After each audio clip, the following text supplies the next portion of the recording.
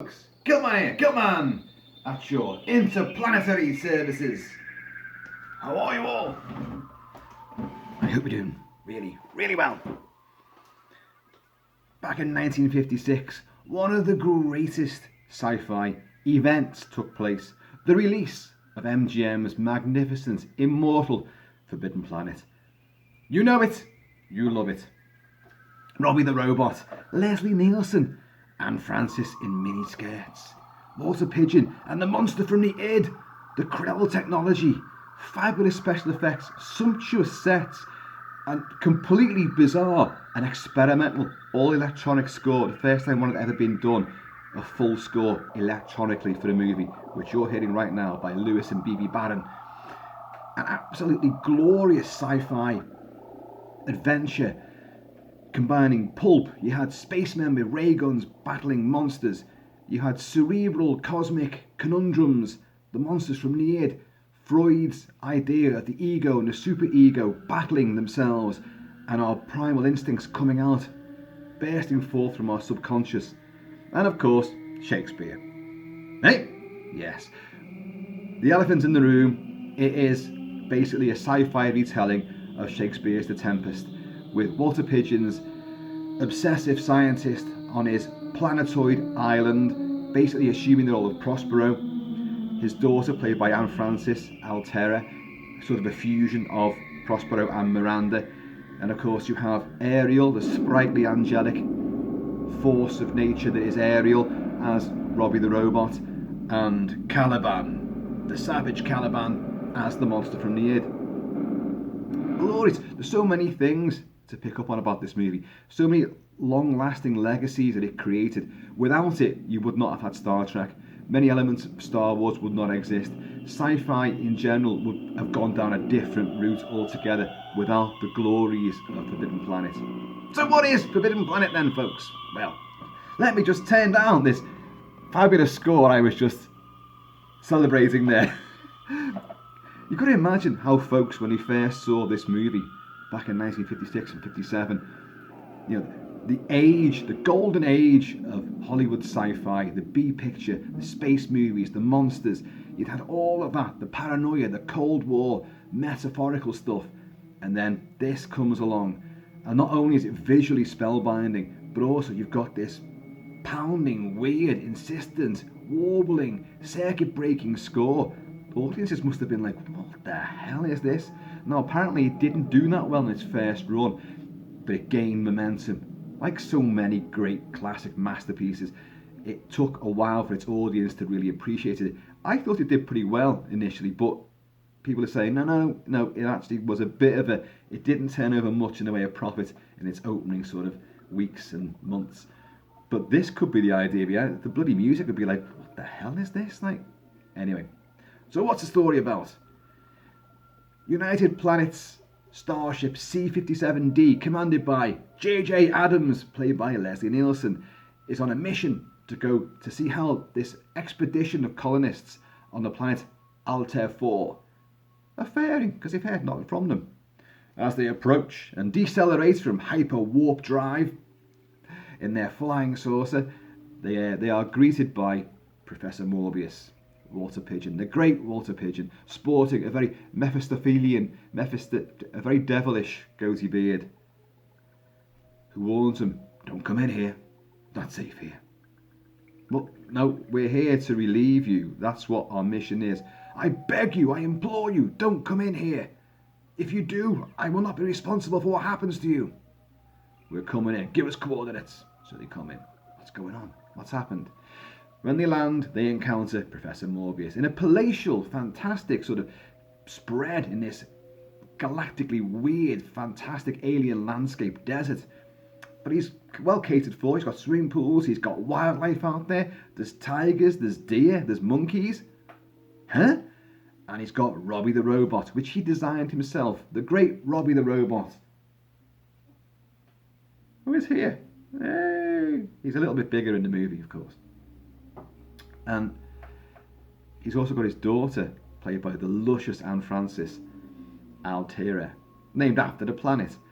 And they find out that the crew of the Bellerophon, which was the original expeditionary colonist spaceship, are all dead except for him. His wife died as well, and bodies are all buried out in this very eerie looking graveyard, which you see in a gorgeous map painting out one of the windows. But what happened to them? What were their injuries? Their injuries were striking. They were torn limb from limb. What? By some devastating planetary force here. Now, why was that then? How come it didn't affect you or your wife? Well, my wife died of natural causes, but only a few months after we arrived.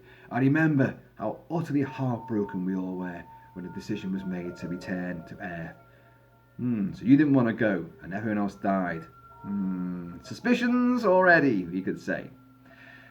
We discover that Professor Morbius has uncovered the ancient civilization of the Krell, who existed several million years before they set foot on the planet, and had a vast, almost technologically super advanced society.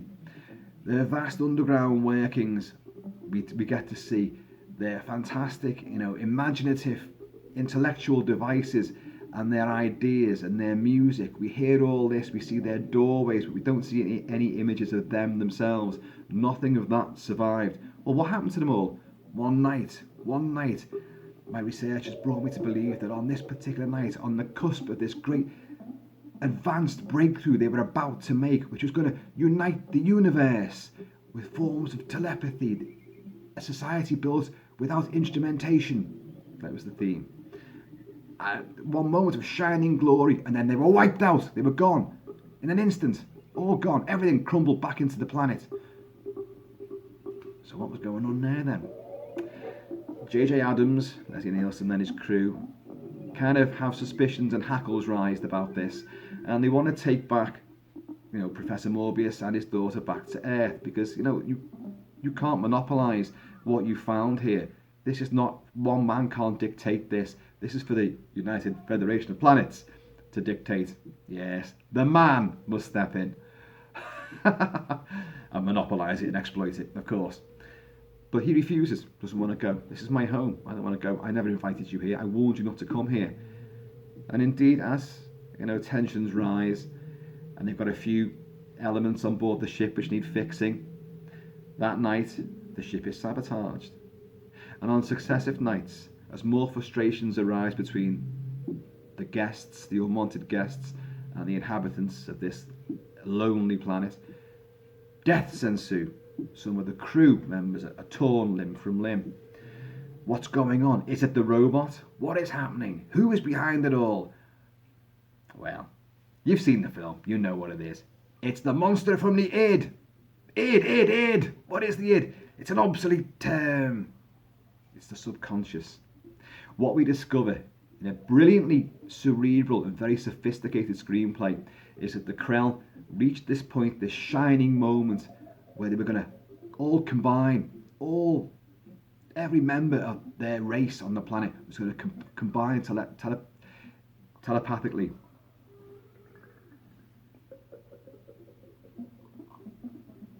Okay, yeah, good to go.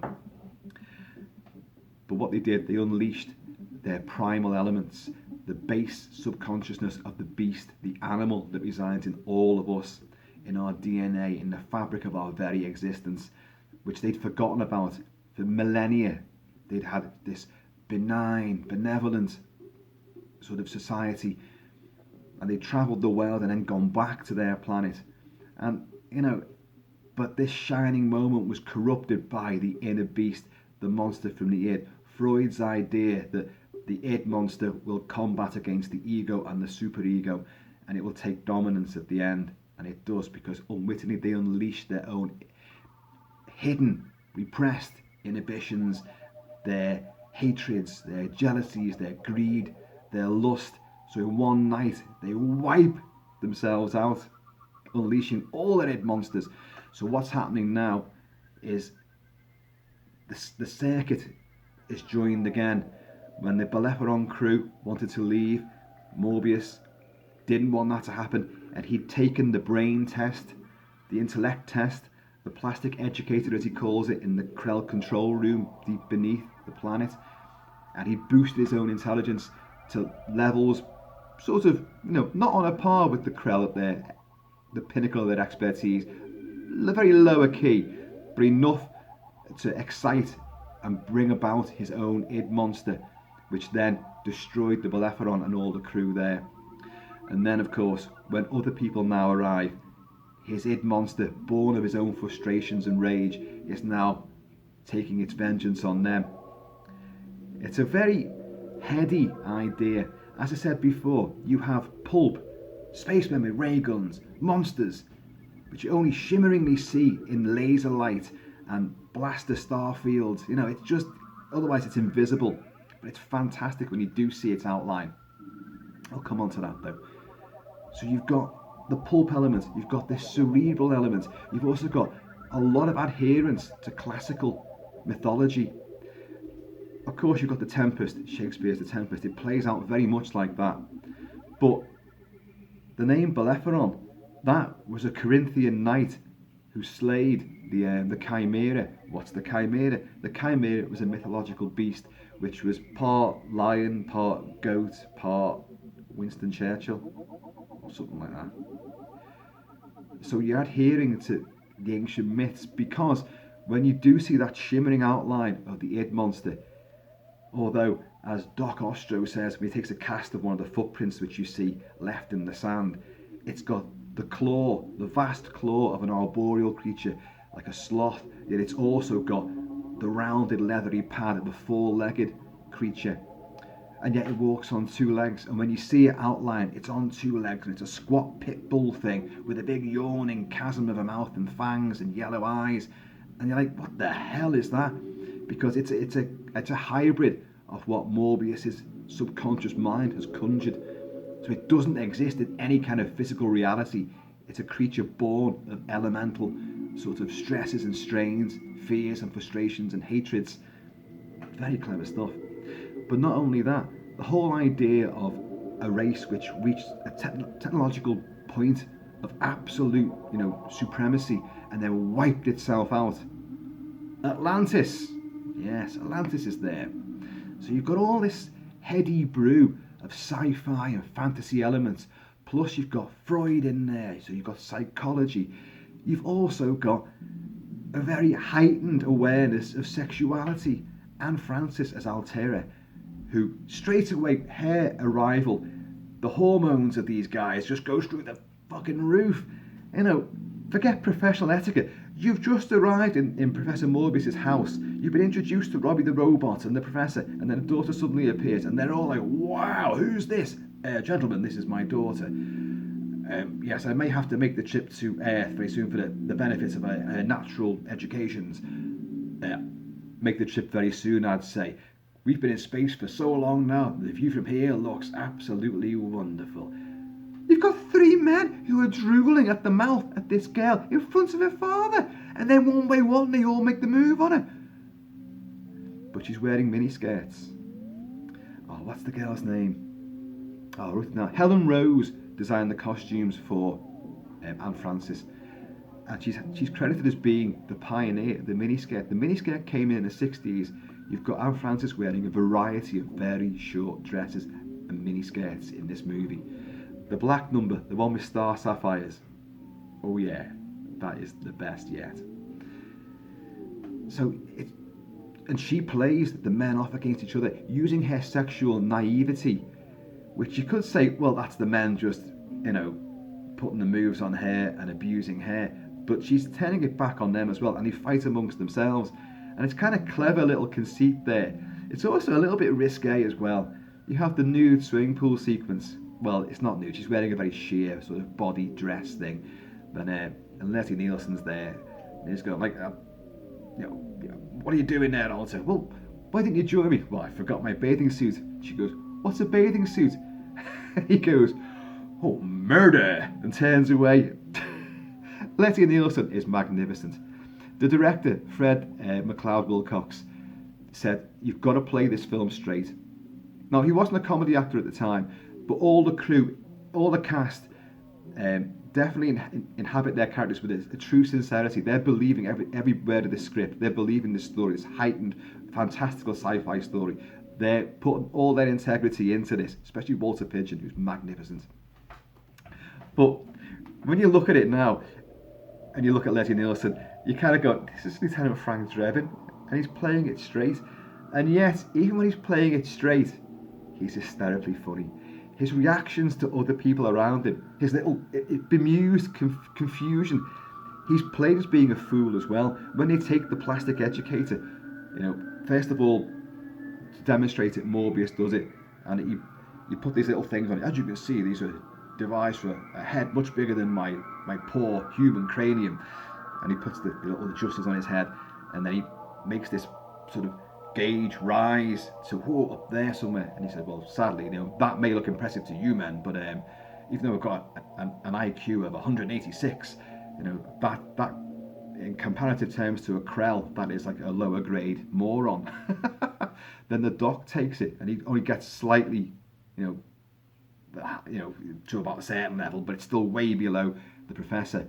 And then the captain takes it, and it barely even moves.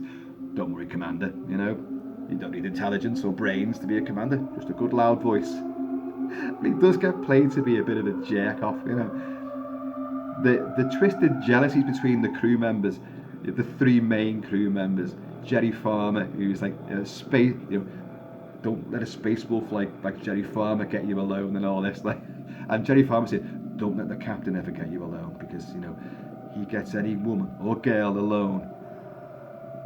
And they're doing all this. These are professional fucking space sailors, for God's sake. You've got Al Holliman in there. Al Holliman was in Policewoman, Angie Dickinson, and he's great. He's the cook. He's the one that gets Robbie, who I've barely even come on to. One of the most iconic images is Robbie the Robot. Designed by Robert Kinoshita, and inhabited by a guy called, I wrote this down, Frank Darrow is in the suit, but Marvin Miller supplies that voice. Robbie, where are you? I'm sorry, I was giving myself an oil job.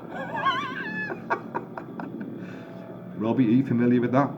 A simple blaster, Morbius. Nice atmosphere you got here. High oxygen content. I rarely use it myself, sir. It's just brilliant. The most ungainly looking thing, but he could topple this entire house with his foundations, and he's carrying like these massive, bloody, completely, I don't know what compound of metal it is, but it weighs about 30 tons in one hand, and he's just walking. There you go, say, will this do? He's awesome. But the cook, Al Holliman, makes friends with him, and of course, he's a whiskey drinker. Well, it's not whiskey, it's Kentucky bourbon. It's not quite the same thing, I have to say. But inside here is a small chemical laboratory where Robbie can make all the food and everything they ever need. That's what he's there for. He's the manservant, the robotic manservant. So Cookie pours the last bit of his little bottle of whiskey in there, a bottle of bourbon, and he goes, yes, high alcohol content and some rocket fuel as well. And I can rustle that up for you anytime. Say 600 gallons, and he's like, whoa, yeah, and he does. He brings that with the bottles as well and the labels. My God, I could do with a real Robbie. And by the way, you can actually order Robbie the Robot, a full life-size working Robbie the Robot. What's his name? Fred Barton, who's a big fan of the movie, custom makes them all. They're not cheap, mate. They're not cheap. But my God, if you had the money, I'd have one of them. Oh my God, sir. So, monsters, robots, gorgeous girls, fabulous lush visuals. The visuals are incredible. The star fields are rich and deep. The Star Cruiser, the camera moves with the Star Cruiser as it flies, spinning disc, flying through space. It looks amazing. When it lands, you have these sort of laser beams, as blue animated laser beams coming down. The Krell monster itself, when it's lit up in the laser barrier and then the blasters are hitting it, and it's illuminated in red, and it's writhing in agony. It's picking up certain crewmen and shredding them and throwing their bodies away, and it's just genuinely terrifying, nightmarish creature. What MGM did, MGM approached Disney and said, can we borrow one of your top animators? And they did, they lent him. Because otherwise, you'd had to have used stop motion animation, and they didn't want to do that. So you have a great combination of miniature work, matte shots, model work, and animation. But it's not even cell animation, it's just roughly drawn pictures which are then filmed and shown in reverse, and for somehow that gets this great impression which looks so fabulously vivid. And when you see the Krell monster, you can see through it, and it's shot in reverse, and it just looks totally mind-blowing. Incredible stuff. And the sets were built huge. They went beyond budget. They just look on the slide. And MGM had a lot of money, so MGM applied that gloss and sheen that they had to all their musicals and their big movies to what would be ordinarily a B grade sci-fi opus, but it ended up being an absolute A-list masterpiece because of all this, technological, wizardry that went into it, and the integrity of all the cast and crew really brought their A game to it. So the sets are huge. The actual spaceship itself, the C-57D, is 170 foot across. It's massive. And they built like a bloody full size. Well, it's not quite full size, it's like 3/4 size. When you see the awesome shots inside the Krell factory plant beneath the planet's surface, which stretches for 20 miles that way, 20 miles that way, 7,800 levels going that way, and same down there, and this is one of 400 ventilation shafts. You're like, he says, gentlemen, prepare yourselves for physics on a level you couldn't comprehend, and it just opens your mind. And when you see great high-up shots of Morbius showing those 3 heroic crew members around this huge industrialized complex that the Krell had developed, which runs itself, self-replicating, self-repairing, and everything's gleaming and shiny and clean and clear because it looks after itself. It just goes on forever. But they built, this is on the Culver City soundstage, and it's almost the size of an American footy pitch. I'm not sure how long that is, but it must be pretty long.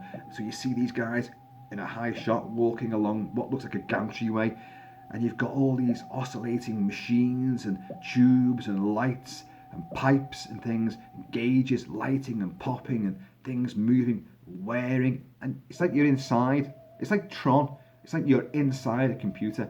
It's incredibly vivid, and you could just sit back and lose yourself in all of this. So visually complex, intellectually powerful and profound. When Morbius realizes, finally gets convinced, Morbius, that thing out there, it's you. It's your own monster from the id. You destroyed the crew, your previous crew. You've been destroying my crew and my ship.